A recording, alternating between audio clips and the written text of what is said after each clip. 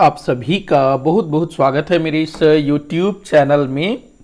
भारत के इतिहास से संबंधित महत्वपूर्ण प्रश्नों पर रोज हम डिस्कशन करते हैं, जो कि UGC net, set, TGT, PGT, UPSC, state PSC जैसी परीक्षाओं के लिए काफ़ी इंपॉर्टेंट हो सकता है। अगर आप इनमें से किसी भी परीक्षा की तैयारी कर रहे हैं तो यह वीडियो श्रृंखला आपके लिए काफ़ी महत्वपूर्ण हो सकती है। सीधे हम लोग क्वेश्चंस पर चलते हैं। पहला क्वेश्चन मैंने लिया है, पीसी इल्बर्ट कौन थे? ये आपको बताना है पीसी इल्बर्ट कौन थे। देखो, पीसी इल्बर्ट का जो संबंध है ना, ये इल्बर्ट बिल से था। इल्बर्ट बिल जो कि ब्रिटिश भारत के वायसराय लॉर्ड रिपन के समय में आया था, इल्बर्ट बिल। और इल्बर्ट बिल के जरिए क्या था कि जो भारतीय न्यायाधीश हैं उनको जो है ऐसे मामलों की भी सुनवाई करने का अधिकार दिया गया जिन मामलों में यूरोपियों का संबंध हो, या सीधे सीधे हम ये कह सकते हैं कि जो यूरोपीय लोगों के जो मुकदमे हैं उनकी सुनवाई जो भारतीय जज हैं वो लोग भी कर सकते थे। तो ये जो है इल्बर्ट बिल में था, तो इसका जो है अंग्रेजों ने काफी विरोध किया था। और इसको जो पेश करने वाले जो थे ना, जिन्होंने बनाया था, वो थे पीसी इल्बर्ट। उस समय वायसराय थे लॉर्ड रिपन, उनके द्वारा इसको लाया गया था और बिल बनाने का काम किया था पीसी इल्बर्ट। तो पीसी इल्बर्ट थे कौन? वायसराय के सलाहकार, वायसराय के परिषद के विधि सदस्य, भारत राज्य सचिव या सर्वोच्च न्यायालय के न्यायाधीश? तो इसका आंसर होगा, ये जो पीसी इल्बर्ट है ना, वायसराय के परिषद के विधि सदस्य थे। वायसराय की एक कार्यकारिणी परिषद होती थी और उसमें कुछ सदस्य होते थे ना, तो उन्हीं में एक सदस्य होता था विधि सदस्य, जो कि कानून का ज्ञाता होता था। तो पीसी इल्बर्ट जो है विधि सदस्य के रूप में वायसराय की कार्यकारिणी परिषद में थे। अगला क्वेश्चन दिया है, वह वायसराय कौन था जिसका भारत में रह रहे यूरोपियों ने विरोध किया था? बड़ा अच्छा क्वेश्चन है, आप लोग आंसर देने की कोशिश करिएगा। इसका आंसर होगा Ripon, Lord Ripon. Lord Ripon जिसके समय में इल्बर्ट बिल आया था, और इल्बर्ट बिल का अभी मैंने पीछे बताया, तो इससे जो है यूरोपीय जो है ना वो बहुत ज़्यादा नाराज हो जाते हैं कि कैसे भारतीय जज जो है यूरोपियों के मुकदमों को सुनेंगे, इस टाइप से। तो ये लोग जो है वायसराय का काफ़ी विरोध करते हैं, लॉर्ड रिपन का, और लॉर्ड रिपन के अपहरण तक का षड्यंत्र रचते हैं। अपहरण करके उसको जो है ना भारत से बाहर भगाने का ये लोग प्रयास करते हैं। तो ध्यान रखना है, अच्छा क्वेश्चन बन सकता है ये। अगला दिया हुआ है, प्रथम कारखाना अधिनियम 1881 के तहत क्या सही है? तो 1881 में पहला कारखाना अधिनियम पारित हुआ था, तो इसके अंतर्गत क्या सही है नहीं सही है ये आपको बताना है।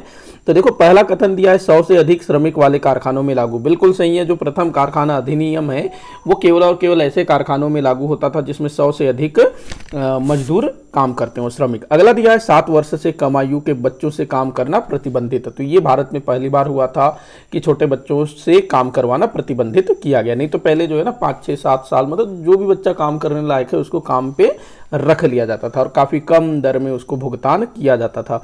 उसके बाद अगला दिया है 12 वर्ष तक के बालकों के कार्य के घंटे निश्चित किए गए। मतलब 7 साल तक के बच्चों के काम करने पर प्रतिबंध लगा दिया गया, लेकिन 7 से ऊपर वाले बच्चों को जो है काम में रखा जाएगा। तो 7 से लेकर के 12 वर्ष तक के बालकों के कार्य के घंटे निश्चित किए गए कि उनको भाई दिन में 24 घंटे में इतने घंटे काम करने। लेकिन जो पुरुष थे ना, वयस्क थे या 12 साल से ऊपर के, उनके काम करने के कोई निश्चित घंटे नहीं थे। उनसे 10 घंटा, 15 घंटा, 20 घंटा भी काम लिया जाता था। ध्यान रखेंगे, तो ये भी सही है। अगला दिया है, संकटपूर्ण यंत्रों पर बाड़ा लगवाना अनिवार्य था। संकटपूर्ण यंत्र मतलब ऐसी मशीनें जो मतलब पुरानी है, दुर्घटनाग्रस्त हो सकती है, तो वैसे मशीनों के चारों तरफ बाड़ा लगाना, मतलब उसकी एक तरह से फेंसिंग करना। अगला दिया है, नियमों के पालन के लिए निरीक्षकों की नियुक्ति। ये भी सही है। तो यहाँ पर पांचों कथन जो है सही होगा, तो द आपका उत्तर होगा। अगला क्वेश्चन दिया है, कांग्रेस के प्रथम अधिवेशन में सर्वाधिक सदस्य किस प्रांत से थे? यह भी एक अच्छा क्वेश्चन हो सकता है। तो कांग्रेस का जो प्रथम अधिवेशन हुआ था 1885 में हुआ था, बंबई में हुआ था, और इस अधिवेशन में जो सबसे ज्यादा सदस्य थे वो बंबई प्रांत से ही थे। ध्यान रखेंगे इस चीज को। टोटल 72 सदस्य थे कांग्रेस के प्रथम अधिवेशन में, उसमें से अधिकतर जो है बंबई से ही थे, क्योंकि भाई बंबई में ही ये हो रहा था, बंबई सिटी में। तो बंबई प्रांत के जो लोग थे उन्होंने बढ़ चढ़ करके हिस्सा लिया था। अगला क्वेश्चन दिया है, कुछ कथन दिया हुआ है, विचार करने को बोल रहा है। पहला कथन दिया है, भारत का governor general court of director द्वारा नियुक्त किया जाता था। बिल्कुल ठीक है ये।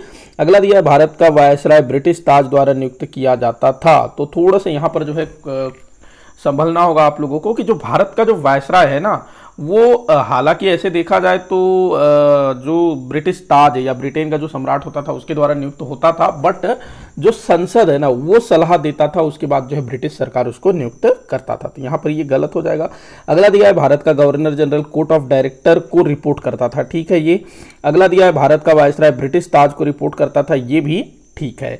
तो यहाँ पर 1, 3, 4 ये जो है आपका सही होगा, मतलब स जो है आपका उत्तर सही होगा। तो इस तरह के क्वेश्चंस बनते हैं। अगला क्वेश्चन दिया है, एचिसन कमेटी का संबंध है। एचिसन कमेटी का संबंध किस चीज से भाई?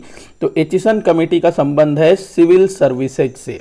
सिविल सर्विस, जो सिविल सेवा है ना, जिसको ब्रिटिश काल में ICS बोला जाता था। ICS, Indian civil service. तो एचिसन कमेटी इसकी स्थापना हुई थी 1886 में। इसमें जो है ना भारतीय सिविल सेवा को 3 भागों में बांटे जाने का इसने सुझाव दिया था, जिसमें पहला था सिविल सेवा, फिर प्रांतीय सिविल सेवा, मतलब पहला केंद्रीय सिविल सेवा, दूसरा प्रांतीय सिविल सेवा, उसके बाद अधीनस्थ सिविल सेवा तीसरा। और आयु इसने बोला था 23 वर्ष। इन परीक्षाओं में शामिल होने की जो आयु थी वो 23 वर्ष इसने सिफारिश की थी एचिसन कमेटी ने। 1886 ध्यान रखेंगे। अगला क्वेश्चन दिया है, पत्रकार के रूप में कारावास की सजा पाने वाले पत्रकार कौन थे? पत्रकार के रूप में कारावास की सजा पाने वाले प्रथम पत्रकार कौन थे, ये आपको बताना था। पहले पत्रकार ये कौन थे? तो सुरेंद्रनाथ बनर्जी। 1883 में इनको जो है ना जेल जाना पड़ा था पत्रकारिता के लिए, मतलब इन्होंने कुछ ऐसा लिख दिया था जिससे अंग्रेजों को बुरा लग गया था। तो ये प्रथम पूछा है, ध्यान रखेंगे, सुरेंद्रनाथ बनर्जी। ईश्वर चंद्र विद्यासागर की बात करें तो सोम प्रकाश नामक एक पत्रिका निकालते थे। शिशिर कुमार घोष है, द शिशिर कुमार घोष, जो कि आनंद बाजार पत्रिका के संपादक थे। अगला क्वेश्चन दिया है, डी के कर्वे का संबंध है। डी के कर्वे जो है ये विधवा विवाह के लिए इन्होंने काफी काम किया है, या फिर सीधा सीधा इसको हम महिला उत्थान भी बोल सकते हैं।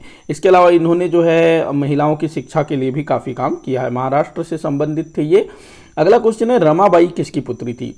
रमाबाई किसकी पुत्री थी? तो भाई रमाबाई, जिसको वाक देवी भी बोला जाता था, वागेश्वरी भी बोला जाता था, ये जो है राणा कुंभा की बेटी थी, जो कि एक संगीतकार थी। देखो जो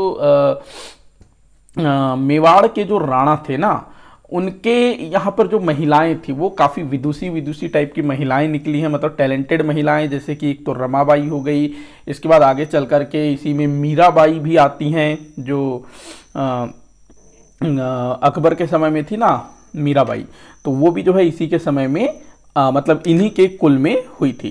तो इसी के साथ आज का ये वीडियो यहीं पर समाप्त होता है। आप लोग मुझे कमेंट करके बताइएगा कि आपसे कितने क्वेश्चन सॉल्व हुए, और किसी भी क्वेश्चन में कोई भी डाउट हो जरूर बताइएगा ताकि मैं उसको सॉल्व कर सकूं। फिलहाल आज इतने ही 9 क्वेश्चन। तो वीडियो को आखिर तक देखने के लिए बहुत बहुत धन्यवाद।